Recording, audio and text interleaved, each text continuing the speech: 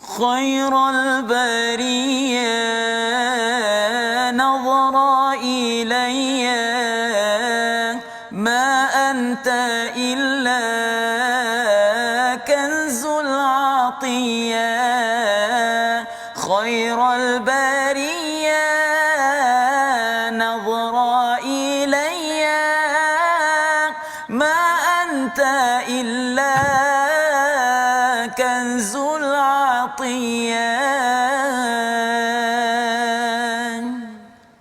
Assalamualaikum warahmatullahi wabarakatuh. Alhamdulillahirabbil alamin wassalatu wassalamu ala asyrafil anbiya'i wal mursalin sayyidina Muhammadin wa ala alihi wa ashabihi ajma'in. Apa khabar tuan-tuan yang dirahmati Allah sekalian?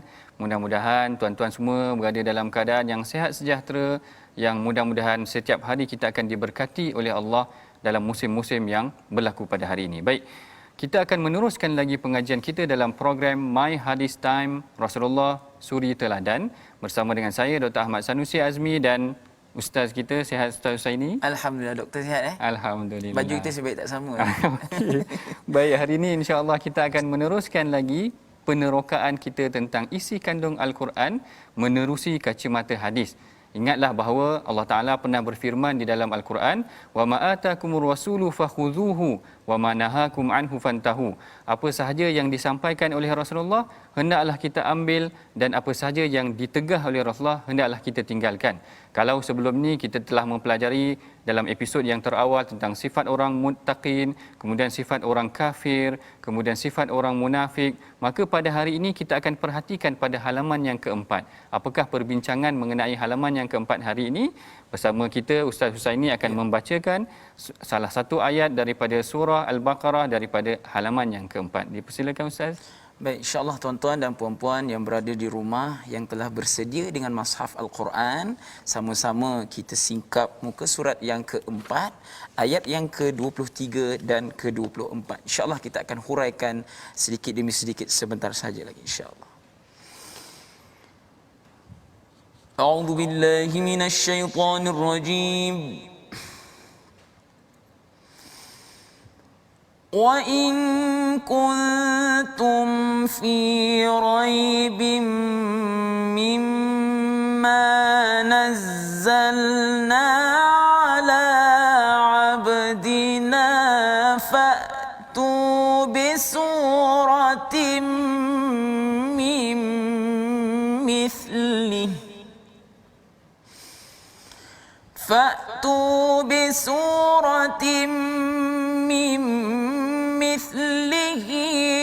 وَادْعُوا شُهَدَاءَكُم مِّن دُونِ اللَّهِ إِن كُنتُمْ صَادِقِينَ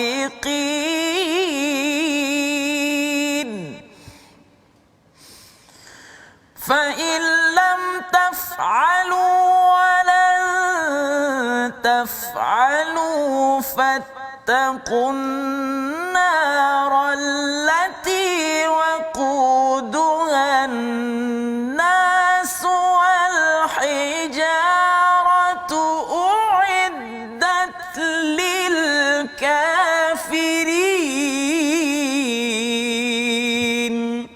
Shadaqallahul azim. Sadaqallahul azim.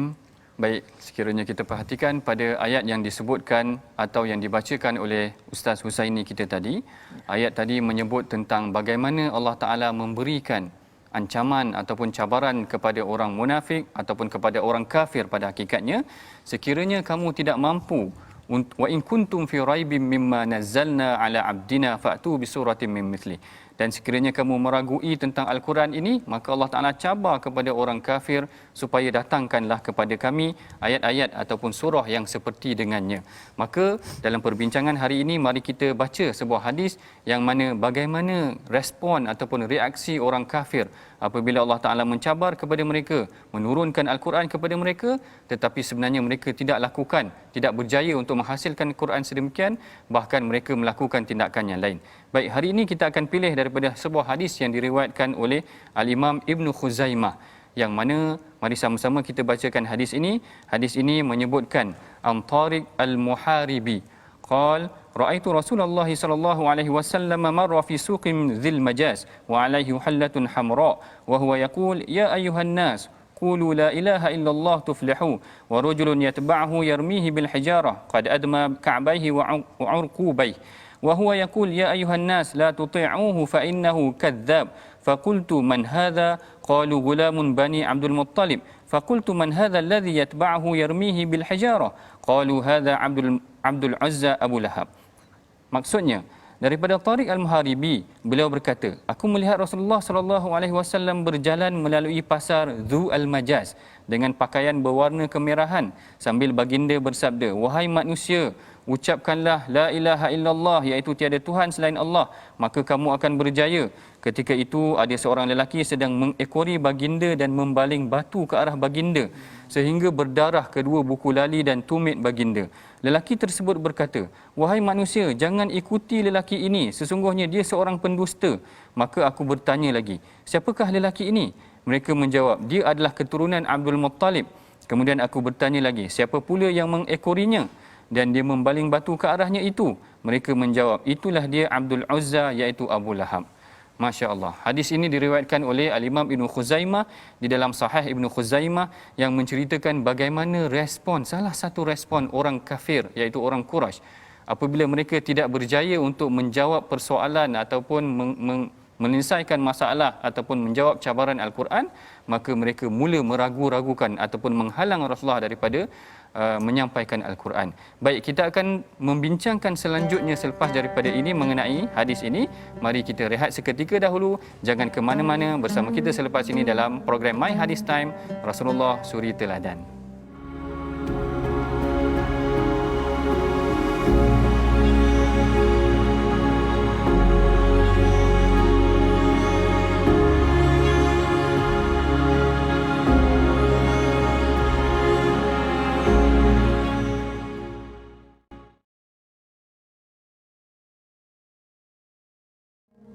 Baik, bertemu kita lagi dalam program My Hadis Time, Rasulullah Suri Teladan.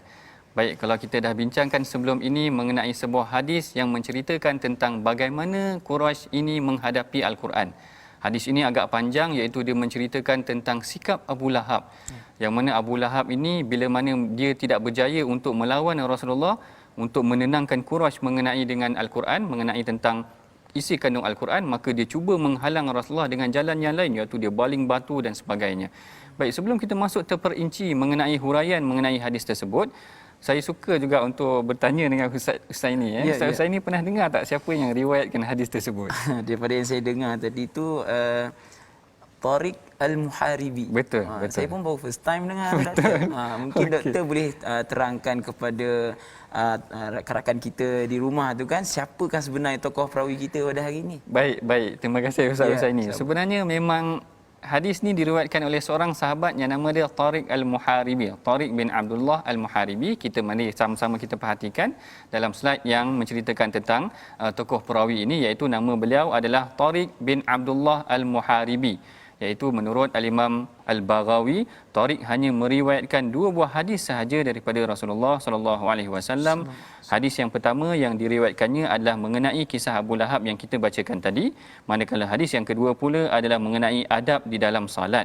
Dan yang ketiganya, beliau dikategorikan di kalangan sahabat yang menetap di Kufah. Baik, yang ni hanyalah ungkapan ataupun biografi ringkas sahaja mengenai Tariq Al-Muharibi. Bererti dia bukanlah di kalangan sahabat yang banyak meriwayatkan hadis, tetapi yang menariknya di dalam hadis ini adalah dia adalah orang yang menyaksikan bagaimana susahnya baginda Nabi SAW nak menyampaikan Al-Quran sehingga datang Abu Lahab. Abu Lahab ni Ustaz sebenarnya adalah pakcik Tariq, pakcik Rasulullah sendiri.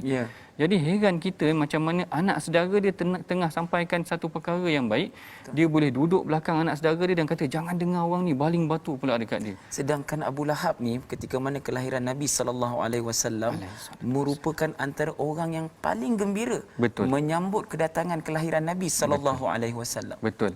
Apabila Rasulullah menyampaikan ajaran Al-Quran, maka dia dah tak boleh nak terima tentang kebenaran isi kandung Al-Quran. Baik, apakah kaitan hadis ini dengan ayat Quran yang kita baca bacakan itu tadi. Perhatikan di sini tuan-tuan ya, bagaimana Allah Taala mencabar Quraisy. Allah Taala memberikan Quraisy, kalau kamu tidak percaya kepada surah ini ataupun kamu tidak percaya kepada isi kandung Al-Quran, wa in kuntum fi raibin, tidak ragu-ragu tentang isi kandung Al-Quran, maka datangkanlah surah yang sama dengan dia. Pada hakikatnya Quraisy adalah satu kaum yang mahir berbahasa Arab, tapi mereka sendiri tak boleh nak menyampaikan ataupun mencipta surah yang sebiji dengan sebiji saya keluar maknanya yang sama dengan yang tu. Kalau kita tengok yang macam mana disebutkan oleh Al-Imam Mubarakfuri. Al-Imam Mubarakfuri sebut di dalam kitab Rahiqul Makhtum, ada menceritakan mengenai tentang bagaimana reaksi ataupun respon Quraisy ketika mana mereka berhadapan dengan Al-Quran. Maknanya nak menerima cabaran Al-Quran tu mereka tak boleh nak menerima cabaran, lalu mereka buat macam-macam alternatif yang lain. Antaranya macam mana mereka mengkaji juga Al-Quran. Perkara ni sebenarnya direkodkan juga, yang mana Abu Jahal pernah meminta seorang pembesar Quraisy, nama dia Al-Walid ibn Al-Mughirah. Al-Walid ibn Mughirah ni orang yang hebat sebenarnya Ustaz Husaini. Sebab apa? Anak dia pun hebat, iaitu Khalid Al-Walid. Anak dia Khalid Al-Walid, dia adalah Al-Walid bin Mughirah, seorang tokoh pembesar Quraisy yang hebat, tetapi tugasnya adalah untuk mengkaji Al-Quran, iaitu dia cuba selidik Al-Quran, dan dia sebenarnya ragu dengan Al-Quran, tapi dia tak boleh nak lawan Quran. Akhirnya dia kata sabar Al-Walid. Sabar Al-Walid ni dia kata habislah Walid pun dah terpesona dengan Al-Quran. Bahkan dia kata wala tasbawanna Quraisy kullaha, dan Quraisy pun kalau didengar Al-Quran ni mereka semua akan terpesona. Maknanya orang hebat di kalangan mereka pun tak boleh nak lawan Al-Quran ni. Bahkan ada satu lagi kisah daripada Utbah bin Rabi'ah, yang mana seorang juga orang yang suka juga untuk melawan Al-Quran ni, lalu dia nak bernegosiasi dengan Rasulullah. Maknanya dah tak boleh nak cipta satu surah sama dengan Al-Quran, dia nak negotiate dengan Rasulullah. Dia kata macam ni lah Muhammad, apa kata kita gile-gile, ataupun dia cuba menawarkan sesuatu perkara kepada Rasulullah sallallahu alaihi wasallam. Sehabis baik sahaja Utbah bin Rabi'ah ni bercakap, maka Rasulullah pun baca surah Fussilat.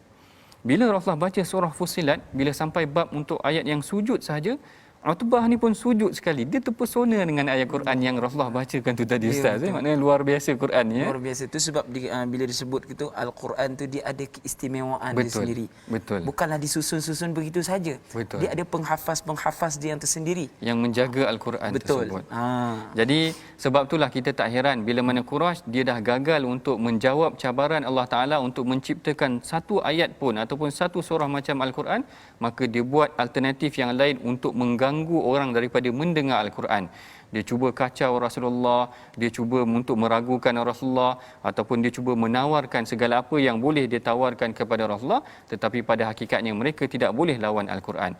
Baik, untuk perbincangan yang selanjutnya mengenai isu semasa berkenaan dengan hadis ini, kita akan bincangkan selepas daripada ini. Kita rehat sebentar dahulu. Program My Hadis Time, Rasulullah Suri Teladan.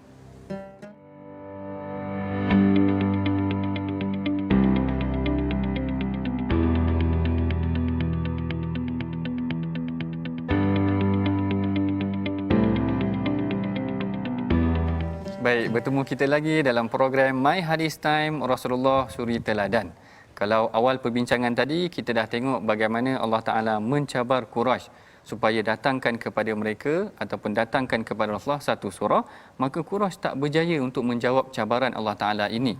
Lalu dalam hadis yang perbincangan kita pada hari ini, kita bincangkan bagaimana Abu Lahab bila mana dia gagal untuk menyekat dakwaan Al-Quran, maka dia pun membaling Rasulullah dengan batu, mengenakan ancaman dan sebagainya. Maknanya cuba untuk menyekat orang daripada Al-Quran. Kalau kita perhatikan dalam situasi hari ini, macam mana Ustaz? Ada tak Ustaz perasan orang yang cuba mengganggu maksud Al-Quran ataupun menghalang orang dengar daripada Quran? Sebenarnya kalau kita tengok Al-Quran ni, kita dah sedia maklum dah. Tuan-tuan dan puan-puan, Al-Quran ni kita dah sedia maklum, memang terpelihara daripada zaman Nabi sallallahu alaihi wasallam, membawa kepada sahabat. Penghafal-penghafal Al-Quran ni mengumpul Al-Quran itu dan menjaga dia dengan begitu rapi sekali.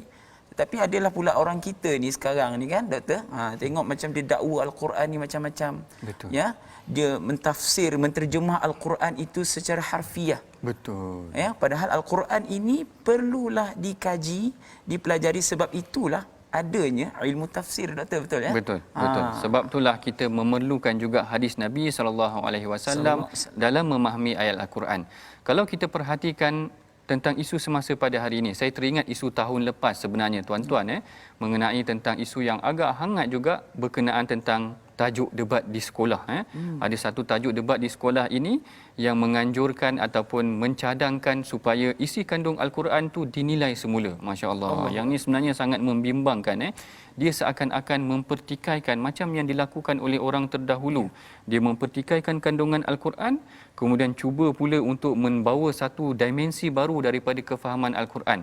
Maknanya dah tak boleh untuk menerima Al-Quran, dikatakan Al-Quran ni sebagai membawa ajaran yang kolot, dikatakan Al-Quran ni sebagai pengajaran yang telah terkebelakang, ataupun dikatakan Al-Quran ni sudah tidak sesuai lagi pada masa hari ini. Jadi ini yang kita bimbang sebenarnya tuan-tuan, seperti mana juga yang dilakukan oleh Quraisy dulu bila mana mereka tidak berjaya untuk melawan isi kandung Al-Quran, maka mereka meragukan manusia dengan Al-Quran. Betul. Hari ini macam tu juga. Bila ada di kalangan orang Islam sendiri yang kita bimbang, maknanya orang Islam tu orang non-Muslim tak mengapalah. Tapi orang Islam sendiri, dia dah ragu-ragu tentang Al-Quran ataupun dia tak percaya tentang Al-Quran, dia datang pula meragukan orang lain tentang Al-Quran. Dia kata Al-Quran sudah tidak sesuai sehingga dia mencadangkan supaya Al-Quran ni ditulis semula. Ini satu kebimbangan yang berlaku pada hari ini tuan-tuan. Jangan kita terpengaruh pula seperti mana terpengaruhnya orang-orang yang ada di sekeliling kita. Jangan juga kita menuruti perbuatan kaum yang terdahulu. Bila mana Allah Ta'ala minta mereka menjelaskan, menerima Al-Quran, mereka tak nak terima Al-Quran. Bahkan mereka meragukan manusia dengan Al-Quran. Baik, yang ni kita dah hampir ke penghujung rancangan. Mari kita sama-sama perhatikan apakah resolusi ataupun apakah pengajaran yang kita boleh pelajari daripada hadis ini. Yang pertama, manusia adalah sangat lemah untuk mendatangkan sesuatu yang setaraf dengan Al-Quran. Dan yang keduanya adalah kaum yang memusuhi Al-Quran akan sentiasa berusaha menjauhkan manusia daripada Al-Quran. Dan yang ketiganya adalah menyampaikan apa sahaja kebaikan dan ilmu walaupun sedikit. Baik, ini 3 resolusi yang kita belajar daripada pengajian kita hari ini. 2 resolusi yang pertama adalah mengenai tentang apa yang telah kita bincangkan, bagaimana orang tak boleh nak terima Al-Quran, mereka menjauhkan pula manusia daripada Al-Quran. Manakala yang ketiga pula Ustaz Husaini mengenai tentang sampaikan satu hadis walaupun, maknanya sampaikan apa sahaja walaupun satu hadis. Tengok Tariq Al-Muharibi tadi, sahabat yang kita belajar tu tadi, dia menurut Imam Baghawi hanya hafal ataupun sampaikan 2 hadis saja, sikit saja. Tapi maknanya hari ni kita baca. Masya-Allah, maknanya beribu tahun dulu dia ingat hadis tu, dia cerita kat kita, kita baca hari ini. Baik, begitulah pengajaran ataupun kesimpulan kita, pengajian kita pada hari ini. InsyaAllah kita akan meneruskan lagi pengajian kita. Tapi sebelum tu saya memohon agar tuan-tuan juga bersama dengan kami menyumbang ke arah tabung gerakan Al-Quran bagi menjayakan program-program meneroka isi kandung Al-Quran, berkhidmat dengan Al-Quran, memahamkan masyarakat dengan Al-Quran. Baik, bagi mengakhiri pengajian kita pada hari ini, mari kita bersama tadah tangan agar pengajian kita, hidup kita diberkati oleh Allah dan sentiasa dekat dengan Al-Quran dan sunnah Rasulullah. Mari kita bersama baca doa bersama, dipimpin oleh Ustaz Husaini. Dipersilakan Ustaz. Baik, insya-Allah tuan-tuan dan puan-puan, ayuh kita sama-sama mengangkat tangan bermunajat kepada Allah Subhanahu Wa Taala, sentiasa kita berdoa memohon pertolongan Allah Subhanahu Wa Taala supaya kita ni sebagai hamba, memang itu sifat dia memohon kepada Yang Esa. Insya-Allah mudah-mudahan Allah memakbulkan segala niat dan harapan kita. أعوذ بالله من الشيطان الرجيم بسم الله الرحمن الرحيم الحمد لله رب العالمين والصلاة والسلام على أشرف الأنبياء والمرسلين وعلى آله وصحبه أجمعين. Ya Allah, ya Tuhan kami, jadikanlah Al-Quran sebagai sahabat kami, ya Allah. Jadikanlah setiap huruf yang kami baca ini, ya Allah, menjadi asbab untuk kami masuk ke dalam syurga-Mu, ya Allah. Jadikanlah setiap huruf yang kami baca daripada kalam-Mu ini, ya Allah, menjadi asbab untuk kami menarik ahli keluarga kami masuk ke dalam syurga-Mu, ya Allah. Ya Allah, ya Tuhan kami, jadikanlah Al-Quran sebagai penolong kami di dalam kubur nanti, ya Allah. Jadikanlah Al-Quran sebagai penolong kami di hari kiamat nanti, ya Allah. Engkau Tuhan Maha Pengasih lagi Maha Penyayang. ربنا آتنا في الدنيا حسنة وفي الآخرة حسنة وقنا عذاب النار وصلى الله على سيدنا محمد وعلى آله وصحبه وسلم والحمد لله رب العالمين.